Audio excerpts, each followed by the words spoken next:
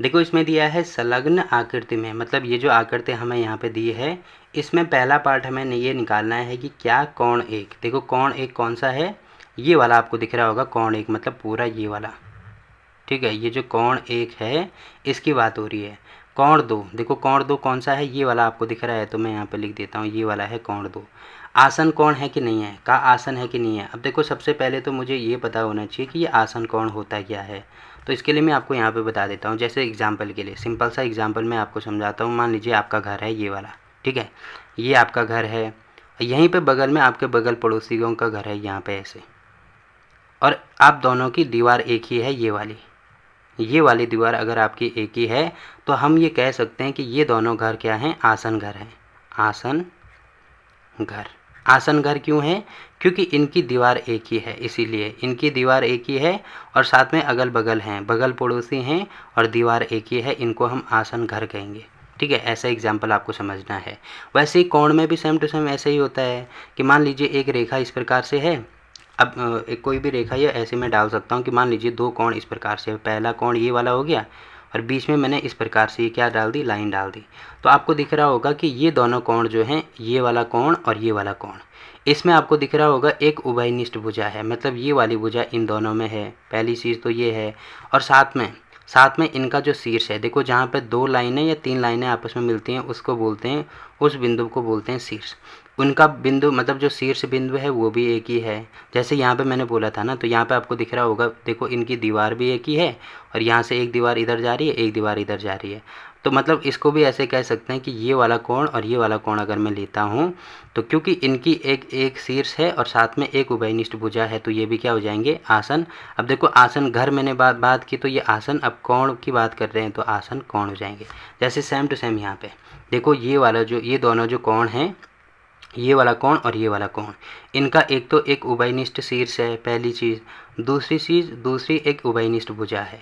अगर कहीं पे ऐसे होता है तो ये वाला कोण और ये वाला कोण आसन कोण कहलाते हैं। आसन कोण क्यों, क्योंकि एक दूसरे के बगल पड़ोसी, ऐसे कह सकते हैं कि एक दूसरे के क्या हैं, बगल पड़ोसी हैं। तो सेम टू सेम वही कॉन्सेप्ट। देखो आसन कोण का मतलब आपको पता चल ही गया होगा। तो यहाँ पे हमें दिया है कोण एक, देखो कोण एक ये वाला है, ठीक है। कोण दो कौन सा है, ये वाला है। अब ये आसन है कि नहीं है, आपको दिख रहा होगा, ये एक ही शीर्ष, मतलब यहाँ से निकल रहे हैं, और इसके बाद इन दोनों का क्या हो गया, एक उभयनिष्ठ, ये वाली भुजा उभयनिष्ठ हो गई। तो इसका मतलब देखो एक दूसरे के बगल पड़ोसी हो रहे हैं ना ये। अगर मैं इसको ऐसे बनाऊं तो ये इसका बगल पड़ोसी हो गया, और साथ में इन दोनों की ये वाली जो दीवार है, ये दोनों में है, इसमें भी है, इसमें भी है। जैसे मैंने बोला था ना घर हैं, तो ये दीवार इसमें भी है, इसमें भी है, तो वही चीज़ यहाँ पे है। और साथ में एक दूसरे के बगल पड़ोसी हैं, ये भी एक दूसरे के बगल पड़ोसी हैं। इसका मतलब हम कह सकते हैं कि ये आसन है, यहाँ पर लिख देना हाँ, ठीक है। क्यों हाँ, कि इसका रीज़न मैंने आपको दे दिया। पहली चीज़ ये आपको समझ में आई होगी। उसके बाद देखो दूसरे पार्ट के लिए मैं इसको मिटा देता हूँ यहाँ पे। दूसरा पार्ट इसमें दिया है, क्या कोण ए ओ सी। देखो ए ओ सी कौन सा है, ए से ओ जाना है, ओ से फिर सी जाना है, ठीक है। ए ओ सी ये वाला हो गया, ए ओ सी मतलब ये वाला कोण। और ए ओ ई, देखो ए ओ ई कौन सा है, ये वाला है। तो इसको मैं दूसरे कलर से बता देता हूँ। ए से पहले कहाँ जाना है, ए से पहले ओ जाना है, इसको दूसरे, हाँ, ए से पहले ओ जाना है, फिर ओ से ई जाना है। तो हमें ये दिखाना है कि क्या ये भी आसन है कि नहीं है। अब देखो मैंने आपको ये चीज़ बोली ना, मैंने देखो एक तो इस वाले कोण की बात हो रही है, और एक पूरे इस वाले कोण की बात हो रही है। तो हमने तो ऐसे बोला कि ये एक दूसरे के बगल पड़ोसी होने चाहिए, बट ये तो पूरे यहाँ आ रहा है। जैसे ये वाला घर अगर आपका है, तो ये तो पूरा मतलब आपका घर पूरा दूसरे वाले के घर के साथ में आ रहा है। तो ऐसे तो नहीं बोला था मैंने कि ये दोनों, ये घर अलग है, ये घर अलग है, ऐसे होना चाहिए ना। जबकि इसमें दिया है कि ये पूरा एक इसी के साथ में है, ए ओ ई मतलब पूरा साथ में है, और साथ में इसका एक छोटा सा टुकड़ा किया गया है। बोलने का मतलब ये है कि दोनों घर आप ही के हैं, बस केवल आपको बीच में एक दीवार दी गई है। तो बगल पड़ोसी कैसे हो गए, आप खुद के बगल पड़ोसी कैसे हो सकते हैं, नहीं हो सकते हैं ना। तो इसका मतलब ये आसन कौन होंगे, नहीं होंगे, तो यहाँ पे लिख देना नहीं, ठीक है। क्योंकि आसन कोण के लिए एक दूसरे के बगल पड़ोसी होना ज़रूरी है, और साथ में एक जो दीवार है वो कॉमन होना ज़रूरी है। तो यहाँ पे कुछ भी ऐसा नहीं है, तो इसका मतलब ये नहीं होंगे। इसका रीज़न भी मैंने आपको दे दिया, ठीक है, ये भी हो गया। अब आगे दिया है क्या, कौन, COE। देखो सी कहाँ पे है बता देता हूँ मैं एक बार। सी, उसके बाद जाना है O, उसके बाद जाना है E, मतलब ये वाले कौन की बात हो रही है, COE, EOD। ई कहाँ पे, EOD, ठीक है, EOD। तो मैं यहाँ पे दूसरे कलर से इसको कर देता हूँ। ई से पहले O जाना है और O से फिर D जाना है, ठीक है। तो एक तो ये वाले कौन की बात हो रही है और एक पूरे ये वाले कौन की बात हो रही है। तो कौन रैखिक युग्म बनाते हैं कि नहीं बनाते हैं। अब देखो रैखिक युग्म का मतलब भी मैं आपको समझा देता हूँ। रैखिक युग्म का मतलब होता है कोई भी सरल रेखा हम ऐसे बनाते हैं, इसके एक ओर बनने वाला कोण, एक ओर बनने वाला कोण कितना होता है, 180 डिग्री के बराबर होता है। तो इसी को कहते हैं रैखिक युग्म। मतलब एक सरल रेखा के एक ओर बनने वाला जो कोण होता है वो 180। अब इससे फ़र्क नहीं पड़ता कि आप यहाँ पे कितने भी कोण बनाओ। देखो अगर मैं एक लाइन ऐसे डाल दूँ तो एक कोण ये बन गया, एक पूरा कोण ये बन गया, तो इनका योग किसका कितने के बराबर होगा, 180 के बराबर होगा। हो सकता है मैं यहाँ पे एक और लाइन डाल दूँ ऐसी, तो यहाँ पे देखो एक कोण ये हो गया, एक कोण ये हो गया, एक कोण ये हो गया, तो 3 कोण बन गए। तो इनका भी योग किसके बराबर होगा, 180 के बराबर होगा। केवल आपको ये ध्यान रखनी है कि एक सरल रेखा होनी चाहिए बस। तो आपको दिख रहा होगा यहाँ पे, देखो एक तो इस वाले कोण की बात हो रही है और दूसरा इस वाले कोण की बात हो रही है। तो देखो ये एक सरल रेखा ही बना रही हैं क्या। अगर मैं पूरा इसको ऐसे मिला दूँ तो आपको दिख रहा होगा एक सरल रेखा बना रहा है और इसके एक कोण कितने का कोण बनता है, 180 का कोण बनता है। तो इसी को रैखिक युग्म कहते हैं। तो रैखिक युग्म का मतलब 180 के बराबर होनी चाहिए। तो देखो कोण 2, मतलब एक तो ये वाला कोण था जो कि कोण 2 और दूसरा पूरा ये वाला कोण जिसमें कौन कौन से कोण आ रहे हैं, कोण 4 प्लस कोण 3, क्योंकि ये पूरा हो रहा है ना, तो इसमें ये वाला कोण भी आ रहा है, ये वाला कोण भी आ रहा है।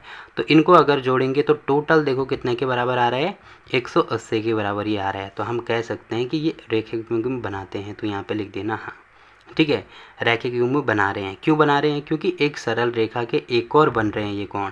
अब देखो यहीं पे अगर हमें ऐसे दिया होता, इसके बदले इन सबको मैं मिटा दूँ, इसके बदले मुझे केवल ये वाला कोण और ये वाला कोण, एक ये कोण एक ये कोण दिया होता, तो देखो एक ये सरल रेखा बना रहे हैं क्या, सरल रेखा तो पूरी यहाँ से लेकर यहाँ तक होगी है, बट हमें केवल ये वाला कोण और ये वाला कोण दिया है।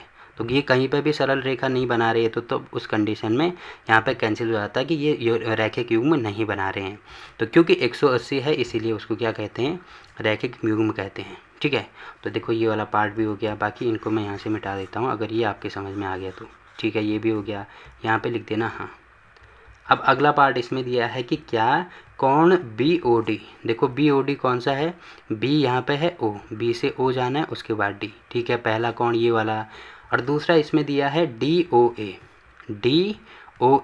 तो DOA ये वाला, ठीक है। DOA संपूरक है कि नहीं है। अब देखो संपूरक कोण, जब दो कोणों का योग 180 के बराबर होता है उनको क्या कहते हैं, संपूरक कोण कहते हैं, जो कि मैंने स्टार्टिंग में ही आपको पहले क्वेश्चन में ही बता दिया था, ठीक है। तो ये दोनों संपूरक हैं कि नहीं है, मतलब इनका योग 180 के बराबर आ रहा है कि नहीं आ रहा है। देखो पहले ये वाला कोण है, दूसरा ये वाला कोण है, तो आपको दिख रहा होगा यहाँ पे एक पूरी सरल रेखा बन रही है ना ऐसे, और एक सरल रेखा के एक और कितने का कोण बनता है, 180 का कोण बनता है। तो आपको दिख रहा है कि यहाँ पे संपूरक कोण है, तो इसीलिए 180 का कोण बन रहा है। तो यहाँ पे कह सकते हैं हाँ, क्यों, क्योंकि 180 डिग्री का कोण बन रहा है और 180 डिग्री का मतलब होता है संपूरक, इसको संपूरक कोण भी कहते हैं।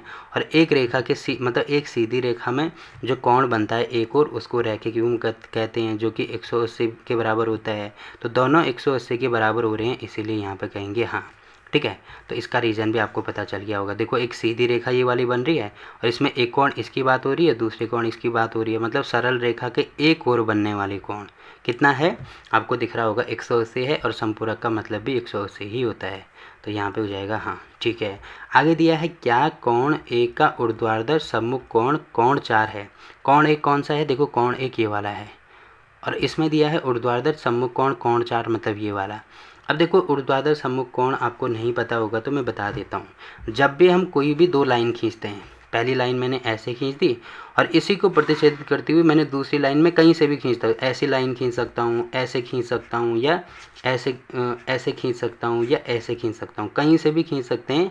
केवल ये दोनों रेखाएं एक दूसरे को प्रतिच्छेदित करनी चाहिए।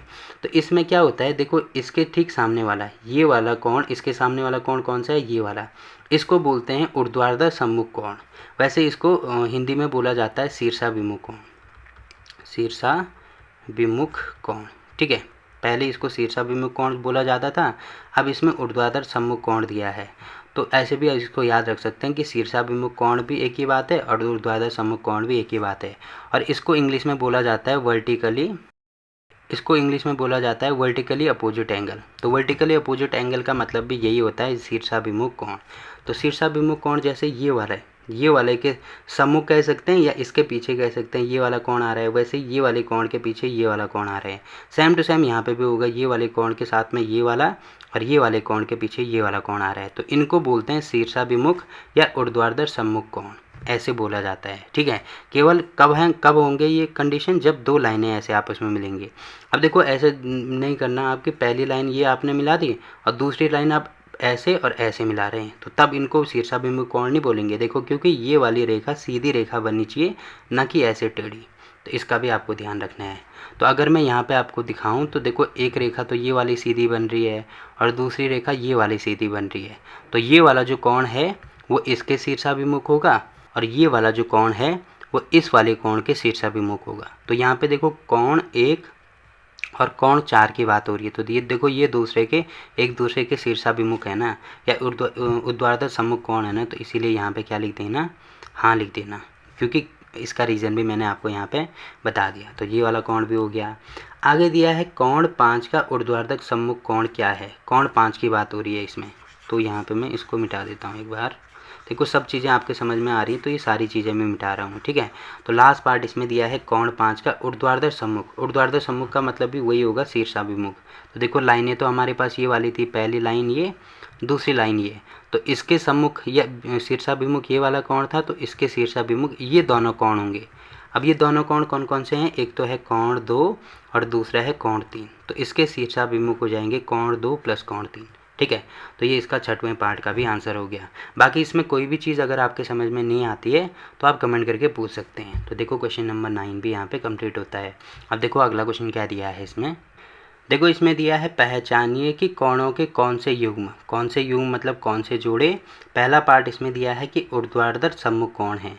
ऊर्ध्वाधर सम्मुख कोण अभी मैंने आपको बताया, इसको क्या कहते हैं, शीर्षाभिमुख कोण भी कहते हैं, शीर्षाभिमुख कोण। तो शीर्षाभिमुख कोण क्या होते हैं, शीर्षाभिमुख कोण वो कोण होते हैं जब दो लाइनें इस प्रकार से आपस में एक दूसरे को प्रतिच्छेदित करते हैं। तो ये इसके सामने ये वाला कोण है और इसके सामने ये वाला कोण, तो ये एक दूसरे के शीर्षाभिमुख कहलाते हैं। तो सेम टू सेम आपको दिख रहा होगा कौन कौन सी रेखाएं हैं। देखो पहली रेखा तो ये वाली है, सीधी रेखा होनी चाहिए, दूसरी रेखा ये वाली है।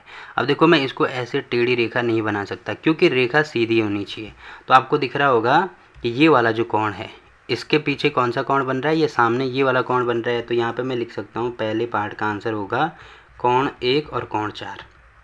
ये दोनों एक तो आपस में शीर्षाभिमुख हैं, ठीक है, और दूसरा कौन कौन से हैं, एक तो देखो यहाँ पे बन रहा है तो कोण 5 और ये दोनों कोण, देखो यहाँ पे मैं लिख सकता हूँ अगला होगा कोण 5 और इसके साथ में क्या बन रहा है कोण 2 और साथ में प्लस कोण 3। ये आपस में क्या हो जाएंगे, शीर्षाभिमुख हो जाएंगे। या ऐसे भी कह सकते हैं कि ये शीर्षाभिमुख जो कोण होते हैं ये आपस में बराबर होते हैं हमेशा ही, जितना कोण ये वाला होगा उतना ही ये वाला होगा। तो इनको मैं ऐसे बराबर का साइन भी यहाँ पे लगा सकता हूँ कि कोण 5 कोण 2 प्लस कोण 3 के बराबर होगा, ऐसे ही कोण 1 कोण 4 के बराबर होगा। तो देखो पहला पार्ट तो इसमें हो गया। वैसे ही दूसरा पार्ट इसमें दिया है रैखिक युग्म, यहाँ पे दिया है रैखिक युग्म, ठीक है। तो रैखिक युग्म का मतलब ही मैंने आपको बोला था कि दो कोण या कोई भी कोण जिनका मतलब एक सरल रेखा के एक ओर बनते हैं, ऐसा कोण जो सरल रेखा के एक ओर बनता है उसको कहते हैं हम रैखिक युग्म, जिनका योग 180 होता है। तो सबसे पहले तो हमें यहाँ पे देखनी है कि एक सरल रेखा कहाँ पे बन रही है। तो पहले तो आपको दिख रही होगी एक सरल रेखा ये वाली बन रही है। अब इसके एक ओर बनने वाले कोण मतलब एक ओर तो ये वाले कोण बन रहे हैं, तो यहाँ पर मैं कह सकता हूँ कि कोण 5 और कोण 4, मैंने थोड़ा गलत लिख दिया, एक सेकंड है, कोण 5 और कोण 4, ये आपस में रैखिक युग्म है पहला, तो ये युग्म हमने बना दिया। दूसरा देखो, एक तो इधर बन रहा है, एक इधर भी तो बनेगा। सरल रेखा एक तो सरल रेखा के ऊपर भी होगा, नीचे भी होगा, दोनों तरफ होगा। तो यहाँ पे आपको दिख रहा होगा, यहाँ पे भी। अब देखो, क्योंकि इसमें युग्म की बात हो रही है, युग्म हमें देखना है, तो यहाँ पे कितने कोण आ रहे हैं, 1 2 3 कोण आ रहे हैं ना। तो युग्म का मतलब होता है 2, केवल 2 कोण आने चाहिए। तो यहाँ पे तो 2 कोण नहीं आ रहे हैं, क्योंकि अगर मैं इन तीनों को लेता हूँ तो ये 3 हो जाएंगे, जबकि मुझे केवल 2 ही चाहिए, तो इनको हम नहीं लेंगे। तो यहाँ पे पहला केवल यही हो गया, ठीक है। उसके बाद देखो, पहली रेखा ये वाली कंप्लीट होगी। दूसरी रेखा आपको दिख रही होगी, यहाँ पे बन रही है, दिखा देता हूँ मैं, एक सेकंड है, ये वाली दूसरी रेखा ये वाली बन रही है। तो इसके एक और मतलब ऊपर की ओर आपको दिख रहा होगा, ये पूरे कोण बन रहे हैं। तो यहाँ पे एक हो जाएगा कोण 5 और साथ में कोण 1, ठीक है। अब देखो, यही रेखा नीचे की ओर भी बनेगी, तो आपको यहाँ पे दिख रहा होगा 1 2 3 कोण बन रहे हैं, जबकि मुझे युग्म चाहिए, केवल 2 ही कोण चाहिए। तो यही बन रहे हैं युग्म, एक तो कोण 5 कोण 4 और कोण 5 और कोण 1 का ही बन रहा है। अगर मैं अगली रेखा लिखूँ, जैसे ये वाली रेखा है, ये वाली रेखा भी आपको दिख रही है, बट ये रेखा पूरी आगे की ओर अगर बढ़ती तब हम इसको करते हैं, क्योंकि रेखा ऐसे टेढ़ी नहीं होनी चाहिए, केवल सीधी होनी चाहिए, तभी हम ले सकते हैं। जैसे ये दोनों रेखाएं थी, ठीक है, तो केवल यही दोनों रेखाएं इसमें बन रही हैं और युग्म केवल यही आ रहे हैं, तो ये हमारे आंसर हो जाएंगे। तो यहाँ पे आपको दिख रहा होगा क्वेश्चन नंबर 10 भी कंप्लीट हो गया। अब देखो अगला क्वेश्चन क्या दिया है इसमें। देखो, इसमें दिया है निम्नलिखित आकृति में, ये जो आकृति हमें यहाँ पे दिख रही है, इसमें क्या कोण 1, क्या ये जो कोण 1 है वो कोण 2 का आसन है कि नहीं है। अब देखो, आसन का मतलब मैंने अभी आपको समझाया था। आसन का मतलब क्या होता है, मैंने घर का एग्जाम्पल दिया है, तो यहाँ पे डायरेक्ट मैं लिख रहा हूँ, ठीक है, कोणों की एग्जाम्पल मैं यहाँ पे दे रहा हूँ। तो देखो, कोई भी कोण अगर हो, कोई भी 2 कोण अगर हैं, तो इसमें पहली चीज़ तो एक तो क्या होनी चाहिए, उभयनिष्ठ भुजा होनी चाहिए। यहाँ पे मैं लिख देता हूँ उभयनिष्ठ भुजा। पहली तो भुजा, उभयनिष्ठ का मतलब होता है कॉमन, इंग्लिश में कॉमन बोला जाता है, हिंदी में उभयनिष्ठ बोला जाता है, मतलब तो जो दोनों में मौजूद हो। तो एक तो ये वाला कोण है, दूसरा ये वाला कोण है, तो इसमें कौन सी उभयनिष्ठ भुजा है, देखो ये वाली भुजा, ये ऊपर वाले कोण में भी आ रही है और इस वाले कोण में भी आ रही है। पहली चीज़ तो ये होनी चाहिए। और दूसरी चीज़ होनी चाहिए उनका शीर्ष, जो शीर्ष है वो भी क्या होना चाहिए, एक होना चाहिए। एक या उभयनिष्ठ कह सकते हैं, एक शीर्ष से। तो शीर्ष कौन सा है, जहाँ पे 2 रेखाएं ऐसे आपस में मिलते हैं, उसको कहते हैं शीर्ष। अब इससे फ़र्क नहीं पड़ता कि यहाँ पे 3 रेखाएं मिला रहे हैं, 4 मिला रहे हैं, 5 मिला रहे हैं, बट इसको शीर्ष बोलेंगे। तो यहाँ पे आपको दिख रहा होगा कि इसमें ये दोनों, एक रेखा ये और एक रेखा ये देखो कहाँ, एक ही शीर्ष से जा रही हैं, ठीक है, जा रही हैं या आ रही हैं, ऐसे कह सकते हैं कि एक ही शीर्ष होना चाहिए उनका। तो पहली चीज़, एक तो उभयनिष्ठ भुजा होनी चाहिए और उभयनिष्ठ शीर्ष होना चाहिए। तो ये डेफिनेशन है किसकी, आसन कोण की, ठीक है, ये आसन की। और आसन का मतलब मैंने बोला था बगल पड़ोसी, जैसे इसका बगल पड़ोसी ये वाला हो गया, ठीक है। अब आपको दिख रहा होगा यहाँ पे कोण 1 किससे मिलकर बन रहा है, दिखा देता हूँ मैं। देखो, कोण 1 एक तो ये वाली भुजा से मिलकर बना है और एक ये वाली भुजा से मिलकर बना है, ठीक है। वैसे ही जो कोण 2 है वो किससे मिलकर बना है, एक तो ये वाली भुजा से मिलकर बना है और दूसरा ये वाली भुजा से मिलकर बना है। तो पहली चीज़ तो आपको दिख रही होगी, इसमें उभयनिष्ठ भुजा है। कौन सी वाली है, ये वाली भुजा। देखो, लाल कलर में भी आ रही है और ये ऑरेंज कलर में भी आ रही है, तो उभयनिष्ठ तो भुजा है। अब देखो, उभयनिष्ठ शीर्ष है क्या, शीर्ष एक ही है क्या, देखो इसका जो शीर्ष है वो ये वाला आ रहा है और इसका शीर्ष ये वाला आ रहा है, ठीक है। तो दोनों अलग अलग शीर्ष हैं, तो इसका मतलब ये आसन होंगे क्या, बिल्कुल भी नहीं होंगे। तो ये आपको ध्यान रखना है, यहाँ पे लिखेंगे नहीं, तो यहाँ पे लिखेंगे नहीं, कोण 1 कोण 2 का आसन नहीं है। क्यों नहीं है, क्योंकि उनका शीर्ष एक ही नहीं है, क्योंकि ये जो शीर्ष है ये एक ही होने चाहिए दोनों के, तो एक नहीं है, तो ये मैंने रीज़न यहाँ पे लिख दिया। तो आई होप कि ये वाला क्वेश्चन भी आपके समझ में आया होगा।